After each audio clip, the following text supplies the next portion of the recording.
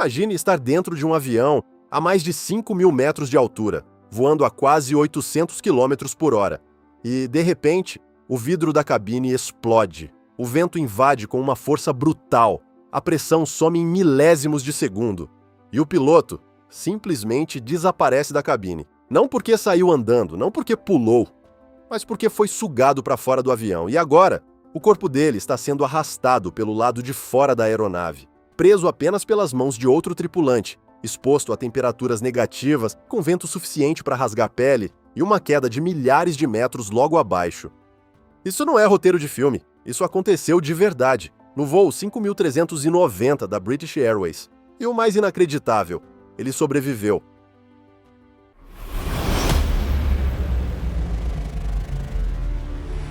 Era 10 de junho de 1990. O voo 5390 decolava de Birmingham com destino a Málaga, na Espanha. A aeronave era um BAC 111, um jato comercial britânico projetado para voos curtos e médios, conhecido por sua confiabilidade e amplamente utilizado na Europa naquela época. Equipado com 2 motores na parte traseira da fuselagem, o modelo era compacto, ágil e extremamente eficiente para rotas como aquela. Mas havia um detalhe importante. Por ser um projeto dos anos 60, alguns sistemas dependiam muito mais de manutenção manual precisa do que de automação moderna. E, naquele voo, foi exatamente isso que fez toda a diferença. Hoje, aviões modernos possuem sistemas redundantes e sensores avançados e protocolos extremamente rígidos, mas naquela época, um detalhe aparentemente simples dependia completamente de precisão humana. Na noite anterior ao voo, o para-brisa do lado do comandante havia sido substituído, algo considerado rotina na aviação. Mas o BAC 111 tinha uma característica crítica. O para-brisa não era encaixado por dentro da estrutura, ele era fixado por fora da fuselagem, preso por dezenas de parafusos de alta precisão. Isso significa que toda a pressão da cabine empurrava o vidro para fora, constantemente, e qualquer erro ali não era tolerado. Durante a manutenção, foram utilizados parafusos do tamanho errado, mais finos e incapazes de suportar a pressão real da cabine. E aqui está o detalhe que assusta. Visualmente, eles pareciam corretos, mas não eram. E em um avião como o BAC 111, isso era uma bomba relógio.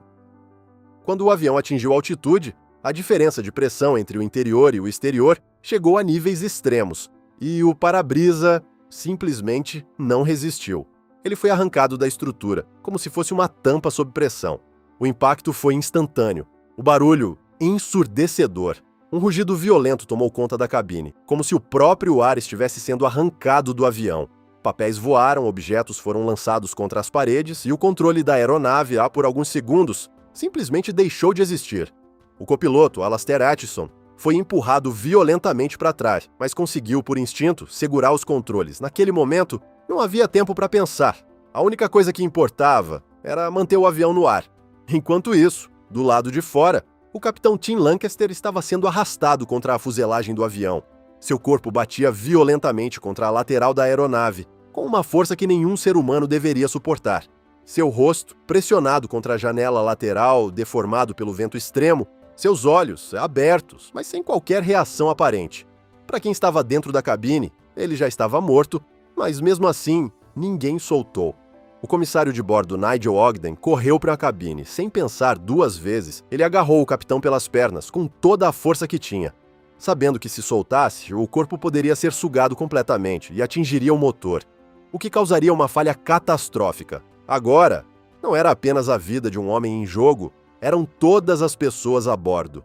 Lá fora, as condições eram brutais. Temperatura negativa, pressão extremamente baixa, vento com força devastadora. Em situações assim, a perda de consciência pode acontecer em segundos e a morte em poucos minutos. Mas algo fora do comum estava acontecendo. O capitão permanecia ali, sem cair, sem ser arrancado completamente, preso entre o interior e o vazio. Existem limites conhecidos para o corpo humano, mas também existem situações extremas em que esses limites são desafiados. A posição do corpo do capitão acabou sendo decisiva. Parte dele ficou presa na estrutura da cabine, o que impediu a ejeção total. Além disso, o fluxo de ar, apesar de violento, não o atingia de forma completamente direta. Era o suficiente para mantê-lo preso, mas não para arrancá-lo de uma vez. Uma combinação improvável, quase impossível, mas real. O copiloto precisava descer, rápido, mas com controle. Uma descida muito brusca poderia desestabilizar ainda mais a situação. Uma descida lenta significaria morte certa para o capitão. Cada segundo importava. Cada decisão poderia ser a última. O avião iniciou a aproximação para pouso de emergência.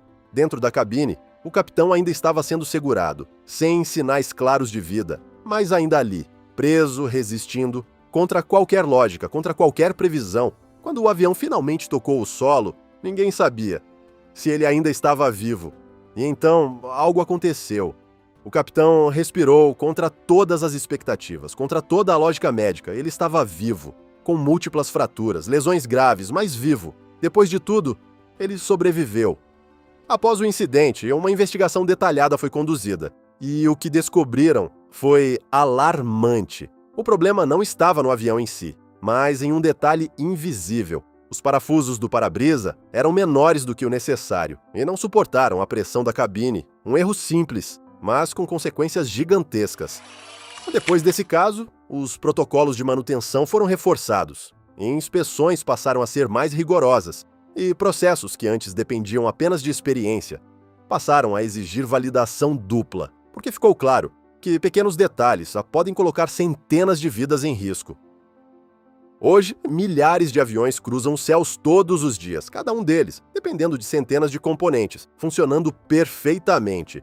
Mas a história do voo 5390 prova uma coisa: nem sempre são grandes falhas, que causam grandes tragédias. Às vezes é um detalhe invisível, um erro quase imperceptível, que por pouco não mudou tudo.